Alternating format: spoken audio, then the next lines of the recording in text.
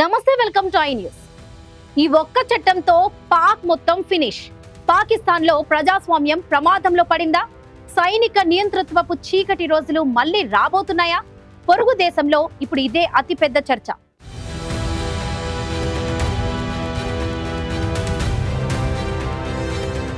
షహబాజ్ షరీఫ్ ప్రభుత్వం పాస్ చేసిన ఒకే ఒక్క చట్టం ఇప్పుడు దేశవ్యాప్తంగా ప్రకంపనలు సృష్టిస్తుంది. ఇది ఉగ్రవాదాన్ని అణిచివేసినందుక, లేక ప్రశ్నించే గొంతులను నొక్కేసిందుక? ఎస్, పాకిస్తాన్ ప్రభుత్వం యాంటీ టెర్రరిజం అమెండ్మెంట్ బిల్లును పాస్ చేసింది.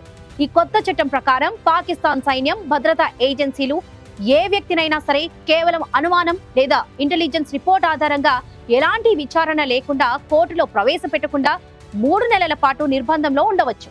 ఇది చట్టబద్ధమైన కిడ్నాప్ లాంటిదేనని ప్రతిపక్షాలు మండిపడుతున్నాయి.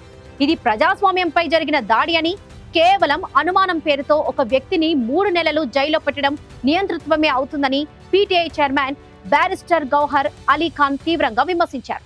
ఈ చట్టం టెర్రరిస్టుల కోసం కాదు, ప్రభుత్వ వ్యతిరేకతలను, అసమ్మతి తెలిపే వారిని అణిచివేయడానికే అని మానవ హక్కుల కార్యకర్తలు ఆరోపిస్తున్నారు.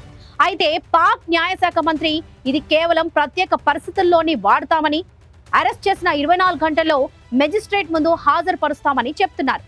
కానీ సైన్యం చేతిలో సర్వాధికారాలు ఉన్న పాకిస్తాన్లో ఈ నిబంధనలను సైన్యం పాటిస్తుందా అని మానవ హక్కుల సంఘాలు అనుమానం వ్యక్తం చేస్తున్నాయి. ఈ చట్టంతో అసలు హీరోగా మారుతుంది ప్రస్తుత army chief general Asim Munir. ఈ కొత్త అధికారులతో ఆయన మరో జనరల్ ముషరఫ్లా తయారవుతున్నారని విశ్లేషకులు హెచ్చరిస్తున్నారు.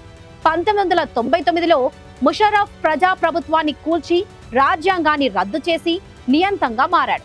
ఇప్పుడు ఆసిమ్ మునీర్ కూడా చట్టం మాటున అదే దారిలో పయనిస్తున్నారా అనే అనుమానాలు బలపడుతున్నాయి. ఉగ్రవాదంపై పోరాటం పేరుతో జరుగుతున్న ఈ చట్ట సవరణ అసలు లక్ష్యం ఏంటి? దేశాన్ని కాపాడటమా, లేక సైన్యం చేతిలో అధికారాన్ని కేంద్రీకరించడమా? పాకిస్తాన్ భవిష్యత్తు ఇప్పుడు ఒక పెద్ద ప్రశ్నార్థకంగా మారింది.